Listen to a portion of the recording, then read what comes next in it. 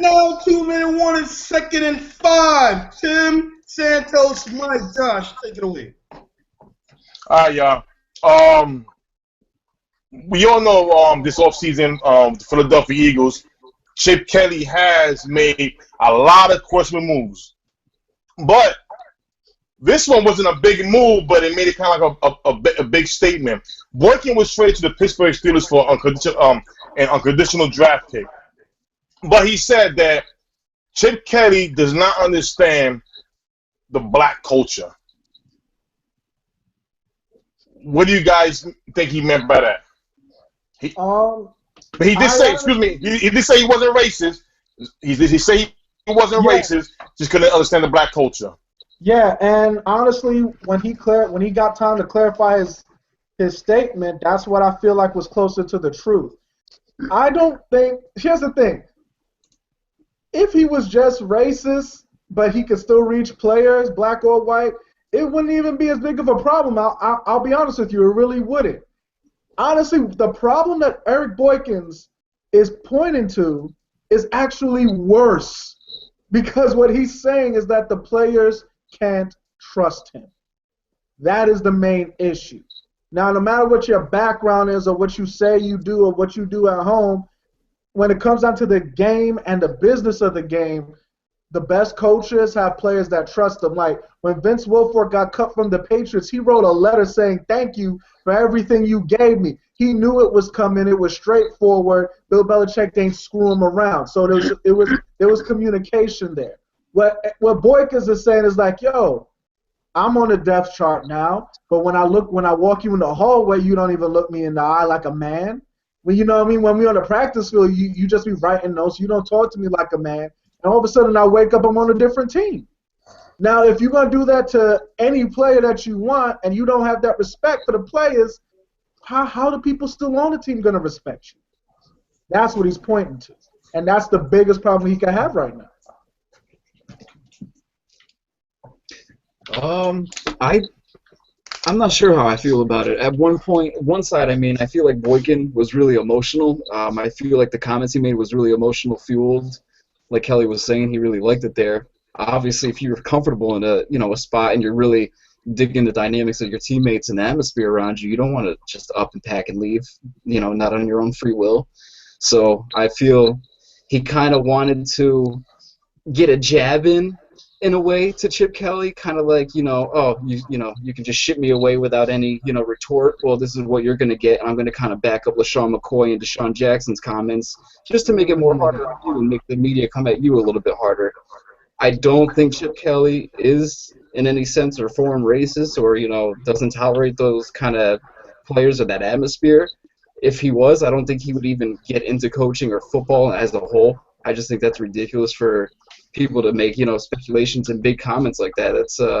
That's really a big responsibility to be calling somebody racist when you don't know the whole facts. But other than that, I feel Chip Kelly does have his own regime in mind. He does kind of want to be in control of the players. I think it's going to be a learning process for both Chip Kelly and the NFL players, just like it was for Coughlin and the Giants. A lot of people thought Coughlin was really drill sergeant-like, didn't like him. Even Strahan didn't want to play for him, but after a couple years, the players worked it out. Coughlin also changed his ways, and they got, to be in a nice little atmosphere with the G-men. So I think it's going to take a little bit learning from both sides, Chip Kelly and the players themselves. But no, I think it was just emotional fuel from Boykin. I don't think it's really that true. Well said. All right.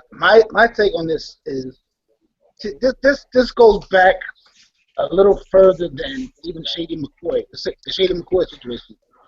I'm going to go back to Deshaun Jackson. I think a lot of this court started around that, and it's just continued because it's for some. I think there's a serious disconnect between Chip Kelly and some of his players. Chip Kelly has certain ideas in mind of how he wants to run his team, how he wants to build his team, type of players, whatever that he wants. And some guys maybe just don't fit his mold. But I think some people are taking this more emotionally instead of realizing maybe it might just be the fact that Chip Kelly had a different vision in mind in terms of what he wants on the field. Now, of course, I can see how this could be the case because, Deshaun Jackson, Shady McCoy, and now Boykins, it could seem as if he's trying to get rid of certain types of players in terms of, skin color or whatever. But, I just think, somehow, some way, Chip Kelly needs to do a better job of trying to communicate with the players and letting them understand where he's coming from. I think a lot of these remarks are coming from a place where players don't understand what he's doing, so they're taking it a certain way. I think if there was more communication. I just think not enough. This is how I'm reading. I could be wrong. There might be something unfortunate. I don't know. I mean, I disagree, Santos, and Josh, I'm glad you brought up the Coughlin thing. Before I get into my my opinion, with Tom Coughlin, with that, it's totally different. We're talking about a coach who came from Bill Parcells' area, who's very well known. He was a proven coach. Just like Bill Parcells does, he always goes to the team and he proves that he's the man. That I don't care if you're the star of the team, I will trade you. That's how Coughlin is. He had to get the players' attention. And the only thing that Coughlin had to do was adjust to the new generation of the players, which he wasn't used to. That's the only thing that was against Coughlin. But what did he do? He went along with Strahan, who was the captain, and it worked out very well. Got to chips. Now, when it comes to Chip Kelly, now here's the thing what I don't like. Chip Kelly wants guys he wants to control. He wants players who are not going to talk back, nor they're going to ask him a question. Those are, to me, I would say maybe a robot. Maybe there's a better word for it. But he wants no player to basically answer back to him or say why. I'll give you a perfect example. Deshaun Jackson, his very first practice with Chip Kelly, he was practicing with the third unit. In the NFL, you tell me a head coach who puts the number one wide receiver with the third string. All Deshaun did was go to his office, knock on his door politely, ask him, why am I with the third? Did I do anything wrong, coach? He says, no, don't worry about it. Really? Don't worry about it. Oh, fine. Now, last year, the Eagles' offensive line was hurt back and forth. Shady McCoy is the type of running back that will try to – he'll go off the game plan and try to make something out of nothing. To me, nothing. You know what I'm saying? He'll try to do something to score a touchdown or make a highlight, which he has proven he does. When Chip Kelly says, why you didn't run the game plan, he said, Coach, my bad. I was just trying to get this, trying to get this touchdown. I saw a different hole. What happened? He took carries from him. Carrie Williams against the Washington Redskins. The man was hurt, but was still practicing full time. And all he said was, we practice harder more than we play. He got us go out there like crazy in practice. Now, I will say that, but something like that, you want to keep inside the locker room. Yeah. But what did Chip Kelly do? Got rid of him to get Byron Maxwell. Now, here's another thing. You go ahead, you got rid of McCoy. You brought in DeMarco Murray. Now, DeMarco Murray don't talk. Everybody knows he don't talk to the media. He don't talk to anybody. But he talked the other day when he only had one snap with the first unit. Then when it came back on the field, Chip Kelly sat him the whole practice. DeMarco Murray asked why. Now, all I'm saying is this. We got social media. We got a whole lot of things that we're gonna find out about a lot of teams that we couldn't back then.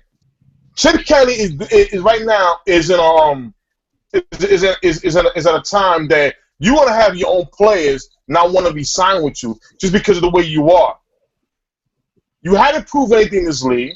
I mean, are we for real with monitors? Do you guys agree that you're allowed to wear monitors to see what club you're going to, how much alcohol you're drinking? Is that okay? You guys are good with that? Are you guys okay of giving urine every 2 weeks? Or what is it? I forgot. This is sports science now because the Eagles were the healthiest team in the league. Josh, in 2007, you had 13 injuries on the Giants. Did he not win Super Bowl? Huh, Josh? With what? 13 last year injuries? No. No. 2007, you had 13 injuries that year. I know we had like 2007. 18 or something last year. Or are you talking a different year? No, the Super Bowl. No. I'm talking about Super Bowl, your last one, 2007. You had 13 injuries, right? No, it was up there. Yeah, it was like quite a bit. Yeah, it was a lot. Then you came back in the playoffs and won. So my thing is, a lot of Eagles fans are saying, "Oh, well, we was the most healthiest team last year, and the Giants were the most unhealthiest." What were the results of you being the healthiest? Still nothing. Still no playoffs. Still no results. So I don't know. I mean, you know what? You have a great point, and I think that's exactly feeding into what Josh was saying and what Boykin was trying to say. Like, the media wants this to be a race thing. They want it to be like, oh, he's like the coach from Friday Night Lights who took from the football high school one who took away the touchdowns from the black kid. We want it to be that, but in all Varsity Blues. Thank you. We want it to be Varsity Blues, but in all reality, it's just Chip is a dick. He's a jerk. He's just not a sociable person. Like, they all said it when he came into the league. Chip Kelly thinks he's the smartest person in the room. So, and that fits into everything you said, Tim. If you think you're the smartest person in the room, you look some kind of way if someone even asks you a question about what you're doing. Right. But see, it looks real petty when it's like people asking questions and you just shipping them out. And I hope he learns, because if that's the real reason why these players are going, he ain't going to have a team, because he's going to have to clean house every single year. You saw Frank Gore. You saw Frank Gore. You saw Frank Gore. He's about to sign with the Eagles, and then he said, "Oh, no, I'm sorry. I'm going with the Colts." And I mean, let's keep it real. Is it safe to say Chip Kelly's kind of like John Calipari of the NFL coming over? Ooh, hey. Now, John Calipari, John Calipari a lot of kids, man. He'd be okay. I could see if Coach Cal came back to the NBA either next season or whatever it is, it's coming. It's guaranteed it's coming, because he's not going to stop. But I could see the same thing. Calipari comes in, all 31 other NBA head coaches. He's the most arrogant / confident / cocky / I could definitely see that. Chip Kelly's doing the same exact shit. Yep. And I mean, that's the problem with what happens with Chip Kelly's, that the health is an issue, and the thing is, it works health-wise. Because he does some crazy madness, like controlling players' diets and all of that. And that can work on that side, but you have to know when to be strict, and you have to know when you're going from strict to Greg Schiano. It makes you wonder what the hell is going through Chip Kelly's mind, because it's like, it makes you think, does he have like a social anxiety problem or something with talking with people? Because as a head coach, if you have this master plan, the first thing you do, once you roll the blueprint out and show your teammates and be like, this is what we're doing. Why are you doing, I got this robots in my mind, but I'm going to keep it a secret. I'm just going to do my moves inside my own head. Don't you guys worry about it until we play, September, October come time. Then you'll start seeing what I'm talking about. That's the kind of shit that boggles my mind. Why not tell your teammates what your plan is? But this is what I'm saying about Chip Kelly. He has there's a social disconnect there. He's not, for some reason, it's whatever he's thinking, whatever's up here, he has a problem getting it out of here to tell people what the hell's going on. And there's a problem, that's why it's pissing people off. But the media is making it look a different way altogether. Chip Kelly may not be very good at socializing his ideas and thoughts. It's just but something, you know what's funny? And again, there's no disrespect, so I'm not trying to make this a race thing. But a wide receiver just got released, but Riley Cooper's still there. That's why. I understand this is why. But understand what I'm saying. To other players, they're gonna say, "You mean to tell me? It's all about you judging our character. You're judging because I'm a type of guy who's very vocal when you don't want that. But we're talking about a guy who says something very disrespectful there. Some people got offended. I'm the one. I mean, no disrespect. I still think he said it as a slang, and I believe that. I don't think he said it out of being out of character. but to some, he said, you know, being a racist. But guess what? McCoy's out of there. Macklin's not there. Deshaun's not there. But he's there. That's the difference, Santos. This is why it will always look bad. Yeah, you can take it like that, but the real issue was all of those players were due a lot of money. No, not really, Mike. Not really. Here's the thing. When you come to Deshaun Jackson just got paid. If you're going to say the contract thing, don't use the thing where it was a gang-related issue. When it was clearly not a gang. All you did was use an excuse to get rid of a Pro Bowl receiver. LaShawn McCoy, now, for the same, he even said it. Chip Kelly never asked him for a pay cut. And what does Chip Kelly know about salary cap? Come on, let's keep it real. So, the same amount of money they wanted to give him, he took in Buffalo with no problem. Now, with Jeremy Maclin took 11 mil. The Eagles said they offered him 10. If you really wanted that receiver, you would have got him. You would have just got him, but you didn't. You didn't. So I'm not even gonna buy into that. The thing is this: he got rid of the players that are outspoken. He got rid of especially the Andy Reid guys. Yeah, honestly, that's what it is. He's cleaning house.